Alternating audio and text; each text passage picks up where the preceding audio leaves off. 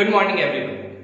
Previous lecture में हम लोगों ने टाइप्स ऑफ पॉलिनोमियल देखा था on the basis of degree of polynomial. Polynomial के डिग्री पे पॉलिनोमियल को कितने भाग में कैटेगराइज किया गया था, हमने ये चीज सीखा था। अब आज के लेक्चर में हम सीखेंगे कि आगे वैल्यूज ऑफ पॉलिनोमियल क्या होता है, कैसे निकालते हैं, फिर जीरोस ऑफ पॉलिनोमियल क्या होता है और जीरोस ऑफ पॉलिनोमियल कैसे निकाला जाता है। ठीक है, तो आज का बेसिक टॉपिक यही है, इसी चीज को हम लोग को देखना है और बढ़िया तरीके से पढ़ना है। जैसे कि मैंने आपको पहले लेक्चर में ही बताया था कि पॉलिनोमियल, मैं सिर्फ और सिर्फ पॉलिनोमियल को नहीं पढ़ा रहा हूं, इसके साथ क्वाड्रेटिक का भी कॉन्सेप्ट, क्वाड्रेटिक इक्वेशन का भी कॉन्सेप्ट मिला हुआ है, ब्लेंड किया हुआ है। तो बहुत बार ऐसा होगा कि हम क्वाड्रेटिक के क्वेश्चंस पहले बनाएंगे और पॉलिनोमियल के बाद में, जैसे कि आज का ही क्लास जो होने वाला है। ठीक है, तो इस बात से घबराइएगा नहीं, जैसे जैसे आपको बताया जा रहा है बस आप वैसे वैसे करते चलिए। कल बहुत खुशी हुई, बहुत लोगों ने अपना जो उन्होंने फेयर कॉपी बनाई थी उसकी फोटो मेरे को क्लिक करके भेजी। दैट्स रियली गुड, अच्छा था, बहुत बढ़िया ट्राई किए थे, लेकिन उसको और थोड़ा अच्छा करने की कोशिश की जाए। ओके, और कल नहीं भेजना था, आपको पूरा चैप्टर खत्म होने के बाद भेजना था, बट चलो कोई दिक्कत नहीं है, बहुत अच्छी बात है। और ऐसे ही क्वेश्चंस को ट्राई करते रहो। कल मैंने एक चीज बोला था कि भाई जीरो पॉलिनोमियल का डिग्री क्या होता है, तो उसकी डिग्री होती है नॉट डिफाइंड। दो बच्चों ने सही जवाब दिया था, दैट्स वेरी गुड। ऐसे ही इंटरैक्ट करते रहो, जवाब देते रहो, मजा आएगा पढ़ने में। और अब बिना देर किए स्टार्ट करते हैं अपने आज का क्लास। तो लाइक करो, शेयर करो, सब्सक्राइब करो और जितने दोस्तों तक फैला सकते हो फैलाओ, जितने अपने दोस्तों को बोल सकते हो बोलो। और सबसे जरूरी चीज, प्रेजेंट सर कहना मत भूलना। और इसी के साथ स्टार्ट करते हैं अपने आज का टॉपिक। ठीक, तो देखो बच्चों, एक चीज थी, हम टाइप्स पढ़ ही रहे थे, है ना, डिग्री के बेसिस पे हमने पढ़ा था। अब हमें पढ़ना है टर्म्स के बेसिस पे। तो टर्म्स के बेसिस पे पढ़ने की जरूरत नहीं है, बिकॉज आपको पता है कि मोनोमियल क्या होता है, बाइनोमियल क्या होता है, ट्राइनोमियल। अगर एक टर्म है तो मोनोमियल, दो टर्म है तो बाइनोमियल, अगर तीन टर्म है तो ट्राइनोमियल। और इसका कहीं यूज भी नहीं आता है, नाइन्थ की छोटी सी बात है, सिंपल, तो इसको छोड़ते हैं और आगे बढ़ते हैं वैल्यूज ऑफ पॉलिनोमियल पे। तो बड़े ध्यान से समझो, एक एक करके पॉइंट को हम लोग समझेंगे तब आगे बढ़ेंगे। ठीक है, तो सर जी टॉपिक है वैल्यू ऑफ अ पॉलिनोमियल। किसी पॉलिनोमियल के वैल्यू का मतलब क्या है, समझ लो, किसी पॉलिनोमियल के वैल्यू का मतलब। ठीक है, तो कहता है मान लो मेरे पास एक पॉलिनोमियल है px। ठीक है, px बराबर ax square plus bx plus c, quadratic polynomial है। अब मेरे से पूछेगा कि जब हमने x को अल्फा रख दिया, अल्फा कोई रियल नंबर है, कोई भी वास्तविक संख्या है, अल्फा क्या है बच्चों, तो अल्फा कोई भी एक रियल नंबर हो सकता है। ठीक है, तो मेरे पास एक पॉलिनोमियल था px, जिसकी वैल्यू जो क्या है ax square plus bx plus c। अब हमसे बोला गया कि अगर मैं x को अल्फा से रिप्लेस कर दूं, x को अल्फा से रिप्लेस कर दूं, तो मेरे को क्या मिलेगा, तो हम कहेंगे x को अल्फा से रिप्लेस करोगे तो a alpha square plus b alpha plus c। तो ये जो आया ये भी एक रियल नंबर ही होगा, कोई ना कोई रियल नंबर आएगा। ठीक है, तो ये जो रियल नंबर आया यही रियल नंबर पॉलिनोमियल का वैल्यू होगा जब x होगा अल्फा। तो क्या कहा, डेफिनेशन क्या कहा कि अगर x की वैल्यू अल्फा पे, x बराबर अल्फा पे आपको पॉलिनोमियल का वैल्यू पता करना है कि पॉलिनोमियल का वैल्यू क्या होगा, सिंपल सा बात है, पॉलिनोमियल में x के जगह पे अल्फा को रिप्लेस करो। रिप्लेस करने के बाद आप इसको सिंप्लीफाई करो तो पता चलेगा कि वो जिसमें आपने अल्फा रखा है उसका कोई ना कोई real number as a value आएगा, और इस रियल नंबर को ही कहा जाता है वैल्यूज ऑफ अ पॉलिनोमियल। तो किसी भी पॉलिनोमियल के वैल्यू का क्या मतलब हो गया कि किसी भी पॉलिनोमियल के वैल्यू का मतलब है उस पॉलिनोमियल का मान, उस पॉलिनोमियल का वैल्यू जब पॉलिनोमियल में प्रेजेंट किसी वेरिएबल को, जैसे यहां x वेरिएबल है, y भी तो हो सकता है, तो पॉलिनोमियल में प्रेजेंट वेरिएबल को अगर किसी रियल नंबर से रिप्लेस कर दिया जाए, तो रिप्लेस करने के बाद जो ऑपरेट करने से, जो सॉल्व करने से रियल नंबर प्राप्त होता है, उस वही रियल नंबर मेरे पॉलिनोमियल का क्या होता है, वैल्यू। जैसे समझो, क्वेश्चन समझाएंगे और बढ़िया समझ में आएगा। मान लो क्वेश्चन दे दिया गया, find the value of px बराबर X square minus 5x plus 6 at x बराबर 0 पहला, x बराबर -1 और तीसरा x बराबर 1। तीन जगहों पे इसकी वैल्यू निकालनी है। तो कैसे निकालेंगे, लिखेंगे हियर, यहां पे px क्या है। अच्छा देखो, एक और मैं तुम लोग को एक बहुत इंपॉर्टेंट बात बता दूं, कभी भी आप जब क्वेश्चन सॉल्व कर रहे हैं, क्वेश्चन सॉल्व कर रहे हैं ना, चाहे आप रफ में सॉल्व करो या फिर आप फेयर में सॉल्व करो या आप होमवर्क में सॉल्व करो, कोई फर्क नहीं पड़ता है। आपको क्वेश्चन कैसे सॉल्व करना है ये समझना होगा। जैसे ये क्वेश्चन आप सॉल्व कर रहे हैं, तो आप जब बोर्ड एग्जाम में रहिएगा, जब आप बोर्ड का पेपर दे रहे होगे, उस वक्त आप क्वेश्चन कैसे सॉल्व करोगे, अकॉर्डिंग टू क्वेश्चन हियर वगैरह ये सब लिख के ना, देयरफॉर ये सारी चीजें लिख के लिखोगे, तो वैसे ही हर एक क्वेश्चन को प्रॉपर ढंग से सॉल्व करने की आदत डालो। इससे क्या होगा कि तुमको वहां एग्जामिनेशन में प्रैक्टिस करने की जरूरत नहीं होगी। एग्जामिनेशन से पहले अकॉर्डिंग टू क्वेश्चन वगैरह लिखना एक्स्ट्रा नहीं पड़ेगा, ये आपके स्वभाव में शामिल हो जाएगा, ये आपके डे टू डे लाइफ में शामिल हो जाएगा। तो इससे बेनिफिट क्या मिलेगा, आपका टाइम मैनेजमेंट तगड़ा रहेगा और बोर्ड में कोई भी क्वेश्चंस आपके छूटेंगे नहीं। तो अच्छे से बनाओ, मन से बनाओ, ठीक है। तो यहां पे क्या लिखा हुआ है, here px is equal to x square minus 5x plus 6। फिर क्या करना है, we have to find the value of px, कहां पे, at x बराबर 0 -1 and 1, तीन जगहों पे। चलो अब मैं यहां सॉल्व करता हूं, ठीक है। तो अगर हम बात करते हैं at x बराबर 0 पे, तो हम p के अंदर क्या रखेंगे, 0। तो देखो, अगर यहां पे x था तो हर जगह पे x था, तो अगर मैंने यहां 0 रख दिया तो RHS साइड में जहां जहां x था वहां वहां 0 रखना होगा। तो जैसे ही मैंने 0 रखा, यहां क्या हो गया बताओ, 0 का स्क्वायर माइनस 5 into 0 प्लस 6। तो बताओ जरा मेरे को p ऑफ 0 कितना आ गया, 6 आ गया। p ऑफ 0 कितना आ गया, 6। तो 0 पे इसकी वैल्यू कितनी हो गई, 6। तो what is the value of this polynomial, what is the value of this polynomial at x is equal to 0। तो आपने 0 रखा, आपको 6 मिल गया, कोई दिक्कत। उसी तरीके से अगर मैं बात करूं at x is equal to -1, किस पे, -1 पे बात करते हैं, तो क्या लिखोगे, p ऑफ -1, है ना।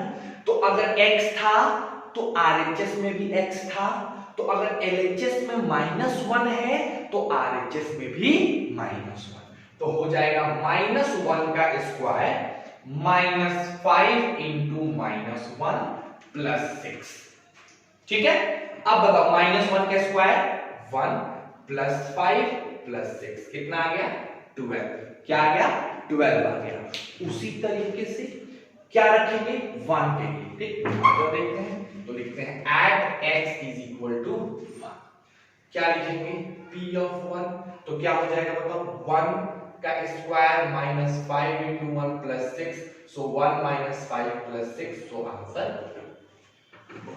क्लियर है। तो इस तरीके से अगर आपसे बोला जाए कि आप पॉलिनोमियल का वैल्यू निकालिए अलग अलग x के लिए, निकाल सकते हो, गारंटेड, मुझे 100% यकीन है कि अगर आपने इसको अच्छे से देखा होगा, कंसंट्रेट होकर देखा होगा, तो आप निकाल सकते हो। फिर भी हम थोड़ा और क्वेश्चंस प्रैक्टिस कर लेते हैं, ठीक है। पहले इसको उतारो, 2 मिनट पॉज करके उतारो, फिर आगे बढ़ते हैं, ठीक है। चलो डू इट फास्ट।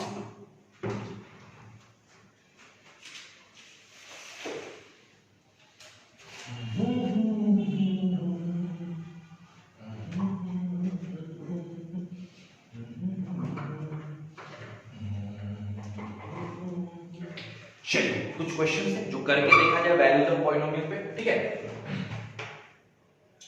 आ जाओ, पहला क्वेश्चन नहीं, ये दूसरा क्वेश्चन अपना।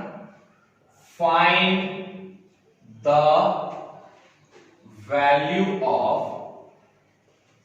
फॉलोइंग पॉलिनोमियल्स एट x बराबर 2।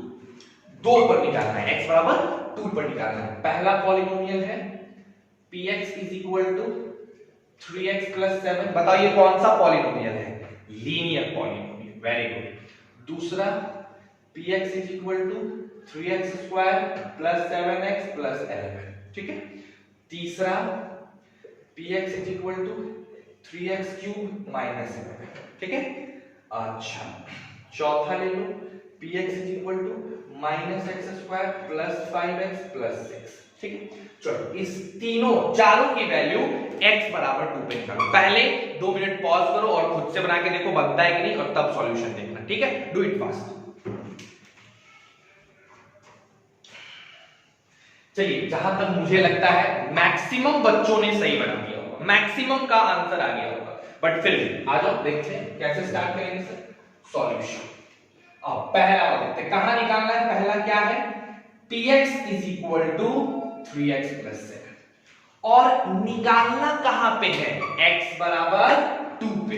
तो लिखेंगे at x is equal to 2। क्या होगा, p of 2 is equal to 3 into 2 plus 7। तो बताओ 6 प्लस 7 क्या होगा आंसर, 30। पहला निकल गया, पहले को टिक कर देते हैं, ठीक है। दूसरे पे आते हैं, दूसरा पे देखते हैं। px is equal to 3x square plus 7x plus 11, है ना। चलो आ जाओ, क्या निकालना है, p ऑफ 2।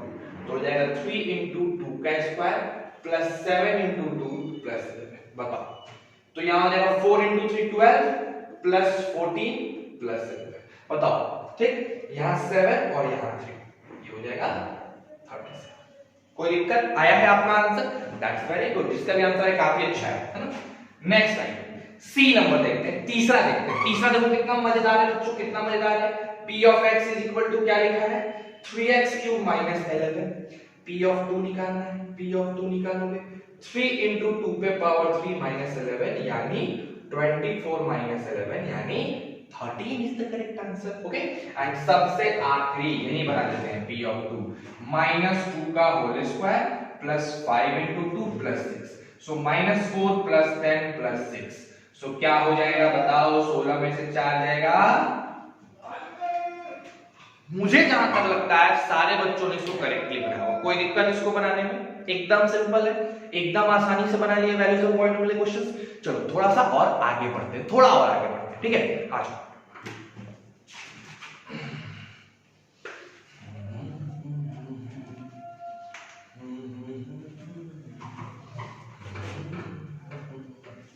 अब देखो एक थोड़ा सा अलग टाइप का क्वेश्चन, कॉन्सेप्ट वही बट क्वेश्चन का टाइप अलग हो सकता है। क्या,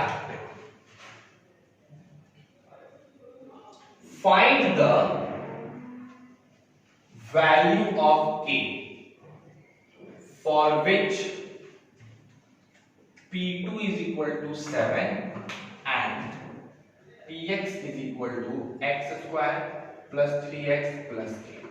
एकदम आराम से सिंपल तरीके से क्या कह रहा है, आपको k की वैल्यू निकालनी है, जहां पे p2 क्या है 7 के बराबर और px क्या है x square plus 3x plus k के बराबर। तो जहां तक मुझे लगता है ये बना सकते हो, पॉज करके बना के देखो बनता है कि नहीं, मेरे को आंसर कमेंट करो, देखते हैं क्या आंसर आता है, ठीक है। Do it fast. तो जहां तक मुझे लग रहा है भैया आप लोगों ने बना लिया है, कर लिया है, आ जाओ देखते हैं कैसे बनते सॉल्यूशन। चलिए क्या करिएगा यहां पे सर, क्या करेंगे, लिखेंगे अकॉर्डिंग टू क्वेश्चन, है ना, क्वेश्चन के हिसाब से, अकॉर्डिंग टू क्वेश्चन। हमारे पास px बराबर दिया हुआ है x² plus 3x plus k, ठीक है। और एक और चीज दे रखा है कि p2 जो है वो 7 के बराबर है। देन क्या करना है बच्चों, we have to find the value of k, हमें k का वैल्यू निकालना है, ठीक है। तो एक काम करते हैं, अगर px ये है तो p2 को हम लोग क्या लिख सकते हैं बताओ, 2 का square plus 3 into 2 plus k, और इसकी वैल्यू कितनी दे रखी है 7। तो बताओ 2 दूना 4 प्लस 6 प्लस k बराबर 7। तो k बराबर क्या हो गया 7 माइनस 10 यानी -3। तो बोलो k का आंसर कितना आ गया -3 आ गया। मजेदार है ना, शानदार है ना, मजा आया। तो थोड़ा सा इस टाइप का भी क्वेश्चन बनाया जा सकता है, ठीक है। थोड़ा और मजेदार करते हैं, ठीक है। इसको पहले उतार लो, पहले इसको उतार लो, 1 मिनट में हटता हूं सर, उतार लो।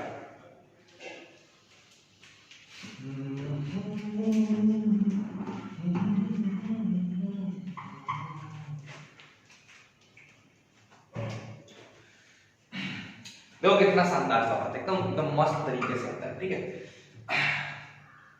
If pk is equal to 3, pk is equal to 3, pk की वैल्यू कितनी है 3, and px is equal to x square plus 3x plus 3, then find the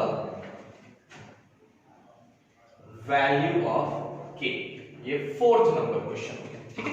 एक बार अपने मन से ट्राई करो पॉज करके, फिर हम लोग इसको सॉल्व करते हैं, ठीक है। चलो डू इट फास्ट।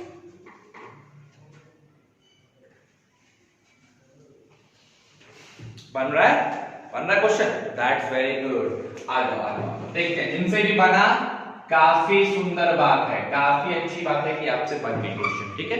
देखो ध्यान से क्या करना है सर, क्या करना है, पीके कितना है बताओ, पीके कितना है 3 है। तो हम लोग क्या लिखेंगे here according to question, px is equal to x square plus 3x plus 3, है ना, and pk is equal to 3। दोनों बातें मेरे पास आ गई। अब क्या करेंगे, as we know कि हम pk को लिख सकते हैं k square plus 3k plus 3, और इस pk की वैल्यू कितनी दे रखी है 3, तो इसको किसके इक्वल कर दोगे, 3 के इक्वल कर दोगे। अब क्या होगा, ये 3 कट जाएगा, तो हमारे पास क्या आ जाएगा k square plus 3k is equal to 0। अब तो k निकालना है, तो क्या करोगे, यहां से k कर लो कॉमन, तो बचेगा k plus 3 is equal to 0। अब मेरे को बताओ, देखो ध्यान से, अगर a गुना b 0 है, समझना मेरी बात को, एकदम गौर से समझो, बहुत काम आने वाला ये कॉन्सेप्ट है। अगर a गुना b 0 है तो क्या हो सकता है, हो सकता है कि a 0 हो जाए और b भी 0 हो जाए, हो सकता है कि a 0 ना हो b 0 हो जाए, हो सकता है कि a 0 हो और b 0 ना। यही ना 3 बातें हो सकता है कि कुछ और भी हो सकता है, नहीं यही 3 बातें। तो सर एक बार ये पॉसिबिलिटी है कि मेरा पहला वाला 0 हो जाए, तो k की वैल्यू एक बार 0 आ गई। दूसरा सर ये भी पॉसिबिलिटी है कि मेरा k प्लस 3 0 आ जाए, तो जब ये 0 होगा तब तो k की वैल्यू 0 है, लेकिन अगर k प्लस 3 0 है तो उस कंडीशन में k की वैल्यू -3। तो इसका आंसर क्या आ जाएगा, इसका आंसर आ जाएगा k इज इक्वल टू 0 और k इज इक्वल टू -3। 0 रखो फिर भी आपको आंसर मिलेगा, और अगर 3 रखोगे -3 रखोगे तब भी आपको सेम आंसर मिलेगा। आया मजा, बढ़िया लगा क्वेश्चन, तो इसको उतार लो, फिर थोड़ा और आगे बढ़ते हैं, ठीक है।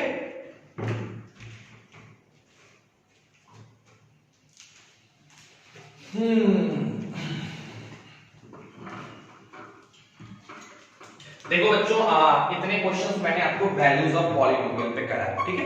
अब इसी पे मैं आपको आज एक असाइनमेंट, आज आपको होमवर्क मिलने वाला है, समझिएगा।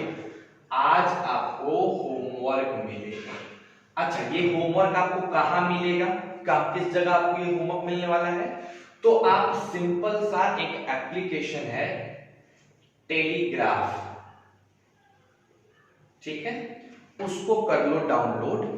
उसको डाउनलोड करने के बाद टाइप करना FIRST, फर्स्ट स्टेप। जैसे ये टाइप करोगे तुम, तो तुमको मेरे फोटो वाला एक आइकन दिखेगा, ठीक। उसमें चश्मा वाला है, थोड़ा एकदम बढ़िया वाला फोटो है, ऐसे वाला फोटो नहीं, नॉर्मल फोटो नहीं है, अब नॉर्मल फोटो है ना। तो उसको जाके तुम लोग कर लो सब्सक्राइब, है ना। उसी पे आज शाम को लगभग 5 बजे तक मैं असाइनमेंट, जो आज की टॉपिक है उस पे कुछ सिलेक्टेड क्वेश्चन, बहुतों के पास अभी आर्य अग्रवाल की बुक होगी नहीं, बहुतों के पास अभी कोई बुक नहीं होगा तो वो बना नहीं पाएंगे, तो मैं अलग अलग जगहों से कुछ अच्छे अच्छे क्वेश्चंस इसी पैटर्न के लिख के, हैंड रिटेन रहेगा वो, उस पे मैं भेज दूंगा। बट आज जाके आप सब्सक्राइब कर लो, ठीक है। तो इसको याद से आज सब्सक्राइब कर लीजिए, है ना। और सब्सक्राइब करने के बाद अपना नाम डाल देना, क्लास नेम डाल देना। सब्सक्राइब करोगे तुमको लिखने का ऑप्शन मिल जाएगा, उसमें लिख देना क्या, नेम ये और क्लास 10, क्योंकि उसमें 12th के भी बच्चे हैं, तो इस तरह से आप कर दोगे तो ज्यादा अच्छा रहेगा, ठीक है। तो पहले इसको कर लो, उसके बाद आगे बढ़ते हैं, है ना। तो चलो अब आज की नेक्स्ट टॉपिक, ठीक है।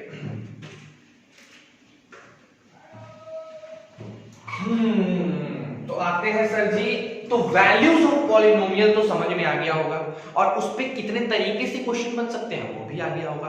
अब आओ बहुत शानदार सा topic, zeros of polynomial, zeros of polynomials, है ना।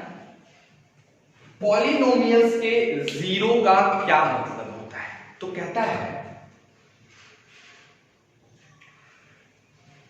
Zero of a polynomial is the value of variable, say x, of the given polynomial for which the value of polynomial becomes zero. It is also called roots of the polynomial, है ना। The maximum number of zero of polynomial had is equal to its degree, that is linear polynomial have one roots या zero, quadratic polynomial have two roots या zero,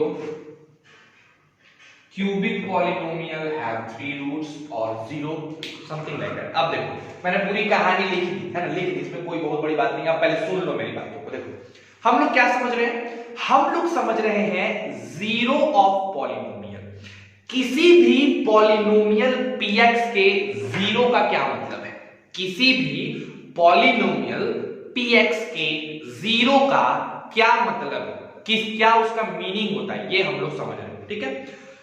तो किसी भी polynomial px के zero का मतलब है उस पॉलिनोमियल में प्रेजेंट जो भी वेरिएबल है, चाहे वो वेरिएबल y हो, चाहे वो वेरिएबल x हो, हम लोग जनरली x की बात करते हैं, लेकिन जो भी वेरिएबल है उस वेरिएबल का वैल्यू, ठीक है। यानी पॉलिनोमियल के जीरो का मतलब, अच्छा एक काम करो हम समझाते हैं, बहुत डीप में समझाते हैं। पहले इसको तुम एक बार कॉपी डाउन करो ताकि मेरी बोर्ड का यूज करने को मिले। 2 मिनट पॉज करके, पट से पॉज करके पहले इसको कॉपी डाउन करो, फिर हम आगे बढ़ते हैं तुरंत। चलो फटाक से।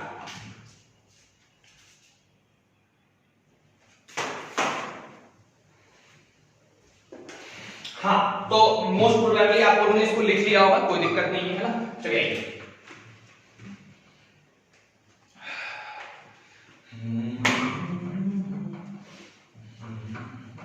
चलो देखते हैं एकदम आराम से देखते हैं। सर हम लोग जीरो समझ रहे हैं, ठीक है। तो मान लो px is equal to 3x square plus 6x minus 7।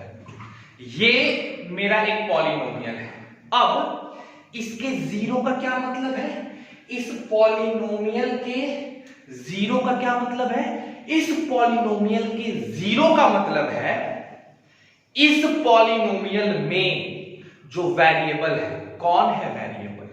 x। यानी इस वेरिएबल का मान x का वैल्यू। यानी पॉलिनोमियल के जीरो का मतलब किसका वैल्यू होता है? पॉलिनोमियल का वैल्यू होता है कि पॉलिनोमियल में प्रेजेंट वेरिएबल का वैल्यू होता है? पॉलिनोमियल में प्रेजेंट वेरिएबल की वैल्यू।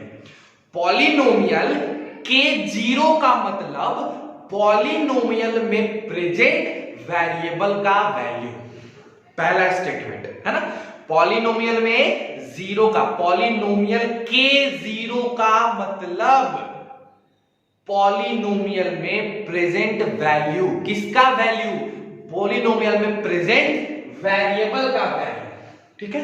तो जीरो मतलब इस x का वैल्यू हम निकाल रहे हैं। पॉलिनोमियल का जीरो निकालने का मतलब पॉलिनोमियल में प्रेजेंट वेरिएबल का वैल्यू निकालना। समझ रहे हो बात को? फिर से सुनो, पॉलिनोमियल के जीरो के निकालने का मतलब है पॉलिनोमियल में प्रेजेंट वेरिएबल का वैल्यू निकालना।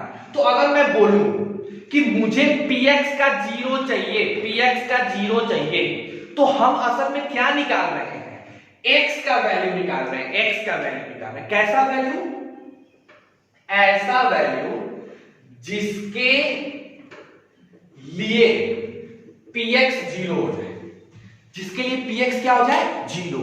अच्छा, किसी भी पॉलिनोमियल के जीरो का मतलब है उस पॉलिनोमियल में प्रेजेंट वेरिएबल का वैल्यू निकालना, और उस वेरिएबल के वैल्यू के लिए ये पूरा का पूरा पॉलिनोमियल क्या हो जाना चाहिए?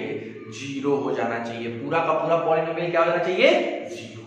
फिर से सुनो, किसी भी पॉलिनोमियल के जीरो का मतलब होता है उस पॉलिनोमियल में प्रेजेंट वेरिएबल का वैल्यू निकालना, जिसके लिए, जिस वैल्यू के लिए पूरा का पूरा पॉलिनोमियल क्या हो जाए? जीरो। जैसे इस पॉलिनोमियल में मान लो एक वैल्यू था अल्फा। इस अल्फा को जब x के जगह पे रखा गया, इस अल्फा को जब x के जगह पे रखा गया तो 3 alpha square plus 6 alpha plus minus 7 मिला। और ऐसा रखने से हमको जीरो मिल गया। क्या मिल गया? जीरो। इसको सॉल्व किए तो क्या मिल गया? जीरो मिल गया। तो ये अल्फा जो है, ये अल्फा जो आप देख रहे हैं, ये अल्फा इस पॉलिनोमियल का जीरो कहलाएगा। आ रही है बात समझ में? फिर से, ओ पॉलिनोमियल के जीरो का मतलब पॉलिनोमियल में प्रेजेंट वेरिएबल का मान निकालना, जिस मान के लिए पूरा का पूरा पॉलिनोमियल जीरो हो जाए। ठीक है, एक छोटे से एग्जांपल समझो को कितना मजा आएगा, है ना।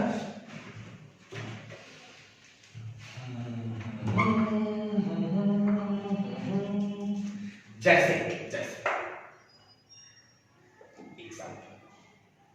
अच्छा वो वाला पॉज करके उतार लो, ठीक है।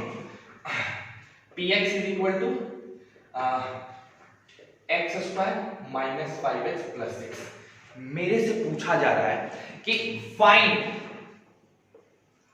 Find the zero of polynomial, ठीक है। तो अभी मेरे को निकालने नहीं आता है, मैंने अभी निकालना नहीं सिखाया है, लेकिन जीरो ऑफ पॉलिनोमियल निकालने का मतलब, जीरो ऑफ पॉलिनोमियल निकालने का मतलब क्या निकालना है, क्या निकालना है बोलो, x का मान, क्या निकालना है, x का मान, ठीक ठीक ठीक, जिसके लिए, x का मान जिसके लिए px क्या हो जाए, जीरो हो जाए, यही तो निकालना है।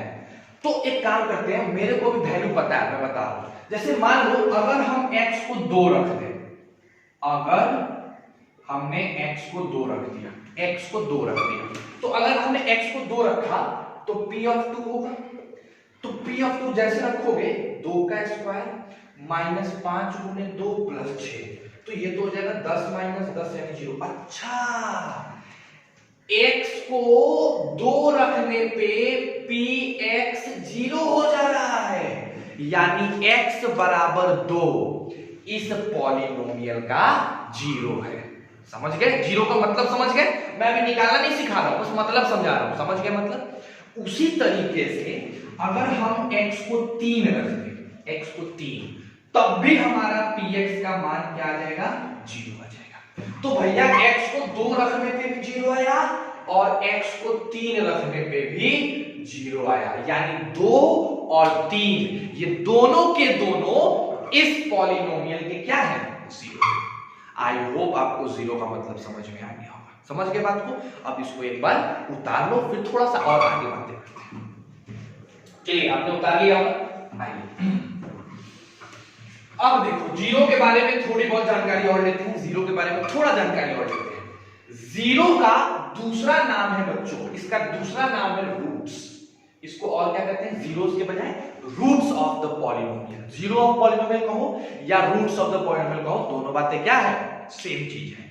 तो जीरो क्या होता है, क्लियर, जीरोस का दूसरा नाम रूट्स ऑफ द पॉलिनोमियल होता है। अच्छा, एक और बात जीरो के बारे में, कि जिस पॉलिनोमियल का जितना डिग्री होगा, जिस पॉलिनोमियल की जितनी डिग्री होगी उसके जीरोस भी उतने ही होंगे। यानी अगर किसी पॉलिनोमियल का डिग्री 1 है तो उसके जीरोस भी 1 होंगे, अगर किसी पॉलिनोमियल की डिग्री 2 है तो उसका जीरो भी 2 होगा, अगर किसी पॉलिनोमियल का डिग्री 3 है तो उसका जीरो 3 होगा। नहीं, तो ये चीज याद रखना है, अगर किसी पॉलिनोमियल की डिग्री n हो गई तो उसके जीरो कितने होंगे, n होंगे। अब मेरा एक सिंपल सा क्वेश्चन है कि इस बात को तुम प्रूफ करो। क्या प्रूफ करना है, prove that every polynomial of degree n has maximum n different roots। ठीक, ये एज अ होमवर्क रहा आपका। जिस बच्चे ने इसे प्रूफ करके दिखा दिया, मान जाऊंगा बच्चों तुम्हारे अंदर कैपेबिलिटी है, बट ईमानदारी से जाके गूगल पे सर्च मत करने लगना, नेट का प्रयोग इन सब चीजों के लिए नहीं करना चाहिए, खुद का दिमाग लगाओ। कैसे प्रूफ करोगे, कैसे सोचोगे, अच्छा ऐसा होता है, इसको प्रूफ करना है, ठीक है। तो ये तुम्हारा रहा आज का ब्रेन ड्रेन क्वेश्चन, है ना। ऐसे क्वेश्चन को मैं करता हूं ब्रेन ड्रेन। क्यों ब्रेन ड्रेन, बिकॉज ये ब्रेन को एकदम नाले की तरह बाहर निकाल देता है, एकदम निचोड़ देता है, इसलिए इसको ब्रेन ड्रेन कहा गया, ठीक है। तो इस क्वेश्चन को आपको बनाना है, एक बार बनाना है, ठीक। तो बताओ, जीरो के बारे में 3 बातें, क्या क्या। पहली चीज, किसी भी पॉलिनोमियल के जीरो का मतलब है उस पॉलिनोमियल में प्रेजेंट वेरिएबल का वैल्यू निकालना जिसके लिए पूरा का पूरा पॉलिनोमियल जीरो हो जाए, ठीक, एकदम सिंपल, रोबोटिक आंसर। दूसरा, सर जीरो को रूट ऑफ द पॉलिनोमियल भी कहा जाता है, सही। तीसरा, जिस पॉलिनोमियल की जितनी डिग्री होती है उसके पास ज्यादा से ज्यादा उतने ही अलग अलग जीरोस यानी अलग अलग रूट्स हो सकते हैं। ये तीसरे वाले पॉइंट को आपको क्या करना है, प्रूफ करना है। आज आप कोशिश करना प्रूफ करने की, अगर किसी ने करके दिखाया वेल डन, ठीक, अगर नहीं किए तो फिर मैं करूंगा ना, कल हम लोग इसी से स्टार्ट करेंगे, है ना। चलो पहले अब इसके बाद थोड़ा और आगे बढ़ते हैं, ठीक है। चलो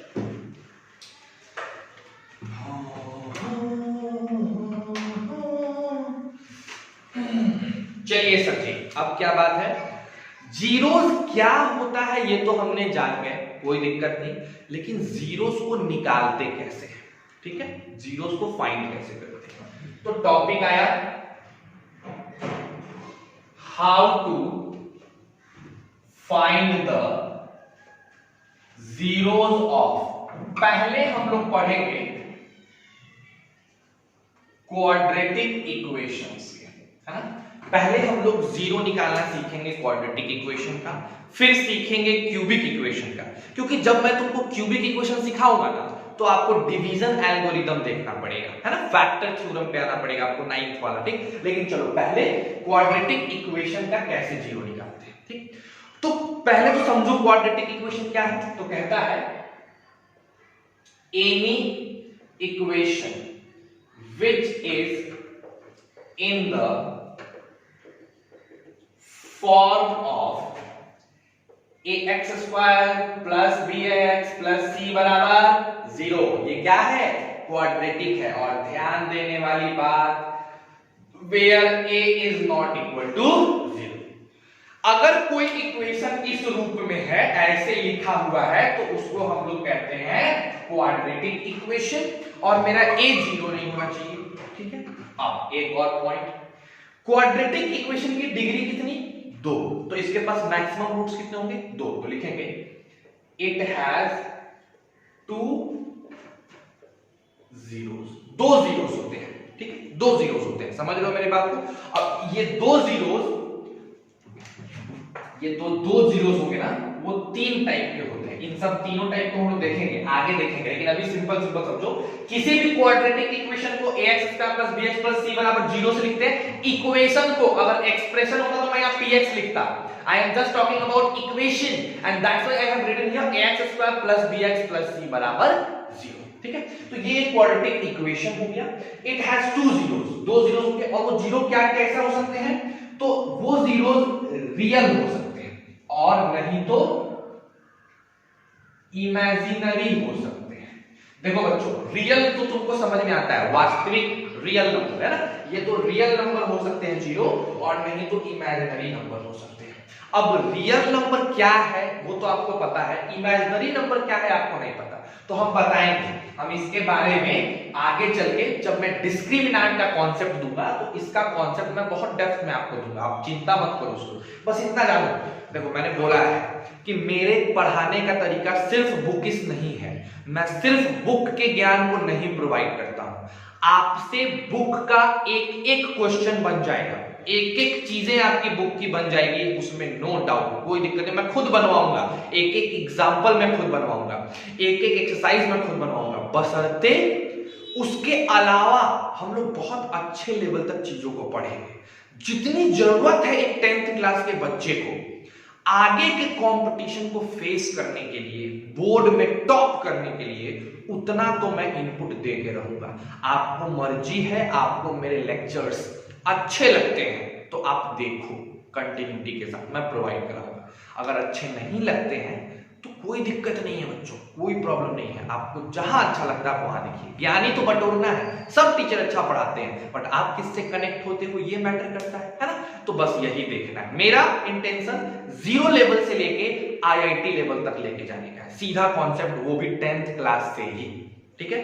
तो ध्यान रखो, मैं तो 9th क्लास से भी लेके जाऊं, बट अभी 9th की वीडियोस वगैरह मैं डाल नहीं रहा हूं, बट हाँ 10th का सही है, ठीक है। तो देखो इमेजिनरी नंबर के बारे में हम पढ़ेंगे, लेकिन बताओ जीरो क्या क्या कैसा हो सकता है, रियल नंबर हो सकता है, नहीं तो इमेजिनरी। अब रियल नंबर में क्या हो सकता है, रियल नंबर में बराबर भी हो सकता है, 2 है ना, और अनइक्वल, दो हो सकते हैं, इक्वल भी अनइक्वल भी।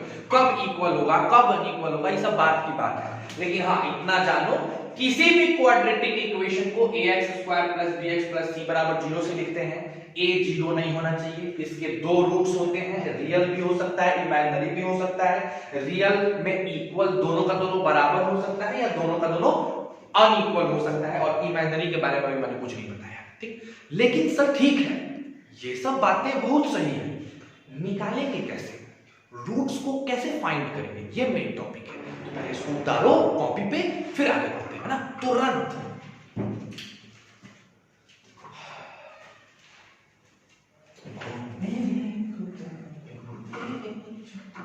चलिए कैसे निकालेंगे?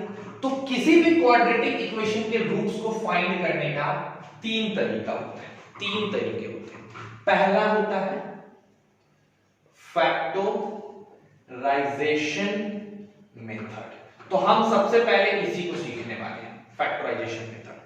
आपने क्लास 9th में फैक्टराइज करना सीखा होगा by the use of middle term splitting method. Middle term splitting method से फैक्टराइज करना सीखे होंगे। हम उस मेथड को एक बार और रिवाइज कराते हैं कि कैसे फैक्टराइज करते हैं।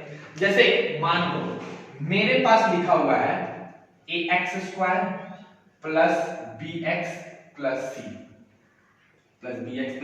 c बराबर 0। ठीक है, मेरे को इसको फैक्टराइज करना है। वी हैव टू 0 हटा बराबर लिख दो px। हमको इसको क्या करना है? Factorise by middle term splitting method. किससे करना है? मिडिल टर्म से। तो मिडिल टर्म स्प्लिटिंग मेथड मैं एक बार याद दिला दे रहा हूं आपको ये कैसे करते हैं। अगर किसी बच्चे को मिडिल टर्म स्प्लिटिंग मेथड याद नहीं है तो भैया वो मेरे को पर्सनल टेक्स्ट करे। ठीक है, आप जब ऐसा करोगे तो या फिर मेरे को फोन करो, मैं उस मेथड को तुमको समझाने की कोशिश करूंगा ऑनलाइन, या फिर उसी का एक छोटा सा लेक्चर बना के आपको प्रोवाइड कराऊंगा। बट आप पहले कोशिश करो, देखो मेरे लिए बहुत हेक्टिक हो जाएगा, बट पहले आप कोशिश करो कि यहीं से समझ जाए। ठीक है, तो मिडिल टर्म स्प्लिटिंग मेथड क्या था? कहा गया कि भैया ये है बीच वाला टर्म, ये है बीच वाला टर्म। अब देखो बात समझो, अगर मैं इसको आगे लिख दूं, इसको पीछे लिख दूं, जैसे इसको ऐसे लिख दूं bx plus ax² plus c बराबर px, तो अब तब बीच वाला टर्म ई हो जाएगा, नहीं हो जाएगा? तो काम गड़बड़ा गया। सबसे पहले आपको जो इक्वेशन मिला है आपको ये देखना होता है, मिडिल टर्म स्प्लिटिंग मेथड लगाने से पहले आपको ये देखना होता है कि ये इक्वेशन सजा हुआ है कि नहीं। सजा हुआ होने का मतलब इसके पावर डिसेंडिंग ऑर्डर में है कि नहीं, पावर 2, पावर 1, पावर 0। अगर है तब ये कहलाता है मिडिल टर्म यानी बीच वाला टर्म। आप इस टर्म को दो हिस्सों में तोड़ देते हो। अब भैया तोड़ोगे तो जोड़ने पे फिर यही आना चाहिए, समझना मेरी बात को। इसको दो हिस्सों में तोड़ देना है, एक हिस्सा मान लो कैपिटल A और एक हिस्सा मान लो कैपिटल B। अब ऐसे इस दो भाग में तोड़ते हैं, इस तरीके से तोड़ते हैं कि अगर कैपिटल A को कैपिटल B से जोड़ो तो फिर से bx मिल जाए, फिर से क्या मिल जाए? bx मिल जाए। और कैपिटल A को अगर कैपिटल B से गुना करो, कैपिटल A को अगर कैपिटल B से गुना करो तब AC into x² यानी इसका और इसका मल्टीप्लीकेशन मिल जाए, यानी इन दोनों को गुना करने पे AC² मिल जाए और जोड़ने पे bx मिल जाए। ऐसे तोड़ना होता है, एकदम ध्यान से समझिए। मिडिल टर्म स्प्लिटिंग मेथड में मिडिल टर्म को दो हिस्सों में ब्रेक करना होता है। इस तरीके से ब्रेक करना होता है कि जोड़ने पे bx मिले यानी मिडिल टर्म वापस से मिल जाए, और मल्टीप्लाई करने पे पहला टर्म और आखिरी टर्म का प्रोडक्ट मिले।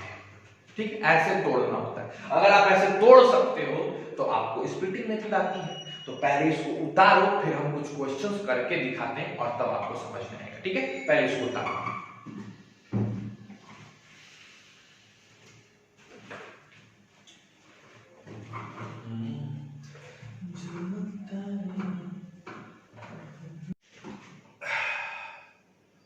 मान लो इसका रूट निकालना है। ठीक है, तो मिडिल टर्म स्प्लिटिंग मेथड क्या कहता है सर कि इसको दो भागों में तोड़ो, है ना, x² minus 3x minus 2x plus 6 बराबर 0। जब आप इसको दो भागों में तोड़ोगे तो जोड़ने पे सेम आना चाहिए और मल्टीप्लाई करने पे 6 into x² यानी 6² आना चाहिए। देखो आ रहा है ना, x कॉमन ले लो, x माइनस 3 माइनस 2 कॉमन ले लो, x minus 3 is equal to 0। So x minus 2 and x minus 3 is equal to 0। तो x की वैल्यू 2 आ गई और एक x की वैल्यू 3 आ गई। तो इस तरीके से फैक्टराइजेशन मेथड का यूज करके हम लोग क्या कर सकते हैं, रूट्स को फाइंड आउट कर सकते हैं, वैल्यूज को निकाल सकते हैं। तो बताओ इस क्वाड्रेटिक इक्वेशन के जीरोस क्या क्या हो गए, एक तो 2 हो गया और एक तो 3। ये कौन सा मेथड था, फैक्टराइजेशन मेथड। आओ इसी तरह से कुछ और क्वेश्चंस फैक्टराइजेशन मेथड पे करते हैं, ठीक, और उसके बाद आगे बढ़ेंगे, ठीक है। चलो नोट इट डाउन करो। चलिए, तो कुछ अच्छे क्वेश्चंस किए गए फैक्टराइजेशन मेथड पे, कुछ बढ़िया क्वेश्चन किए गए। जैसे आ जाओ ये क्वेश्चन करके देखते हैं, हम लोग 10वां नंबर क्वेश्चन करते हैं। x² - 7x + 10 = 0 बना सकते हो? चलो करके देखो, एक बार बना के दिखाओ मेरे को फास्ट। क्या करेंगे सर इसको लिखेंगे x², 7x को तोड़ देंगे, -5x - 2x + 10 = 0। ठीक, अब क्या करोगे, x कॉमन ले लोगे। जैसे x कॉमन लोगे x - 5 हो जाएगा, -2 कॉमन लोगे, अगेन x - 5 हो जाएगा। अब इस दोनों में क्या कॉमन है, x - 5, तो यहां x बच गया और यहां 2। अब केस 1, अगर x - 5 0 है तो बताओ x की वैल्यू क्या हो जाएगी, x की वैल्यू हो जाएगी 5, है ना। और अगर x - 2 0 है तो x की वैल्यू हो जाएगी 2। तो क्या आंसर आ गया, 5 और 2। अब आज का होमवर्क आपका बहुत सिंपल है। आज तक हमने जितने भी टॉपिक पढ़ाए, पॉलिनोमियल का ब्रेन मैप, पॉलिनोमियल, उसकी डिग्री, उसके टाइप्स, उसका वैल्यू, उसके जीरोस क्या होते हैं, बस कॉन्सेप्चुअली रिपीट करो, क्योंकि कल से क्वेश्चंस स्टार्ट हो जाएंगे। कल से हम लोग बस क्वेश्चंस करेंगे, बहुत सारे क्वेश्चंस करेंगे, ज्यादा, जितना अच्छा क्वेश्चन कर सकते हो उतना अच्छा क्वेश्चन करेंगे, उतने मजेदार बातें करेंगे। तो आज तक पॉलिनोमियल में थोड़ा थ्योरेटिकल क्लासेस चला, कल से कुछ दिनों तक, 2-3 दिनों तक क्या चलेगा आपका, क्वेश्चंस वाली क्लास चलेंगे, ठीक है। और तब उसके बाद हम लोग फिर नेक्स्ट टॉपिक पे मूव ऑन करेंगे। तो कल का क्लास बहुत इंपॉर्टेंट है, बहुत ही ज्यादा इंपॉर्टेंट है। आज का होमवर्क बस इतना है कि जो मैं असाइनमेंट आपको दूंगा शाम को 5 बजे तक, उस असाइनमेंट को बना लेना है टेलीग्राफ पे। और दूसरी चीज, आपको यहां तक की चीजें रिवाइज करनी है, ठीक है। मजे से रहो, घर में रहो, घर में खुद भी खुश रहो, अपने पूरे फैमिली को खुश रखो। Stay safe and stay healthy.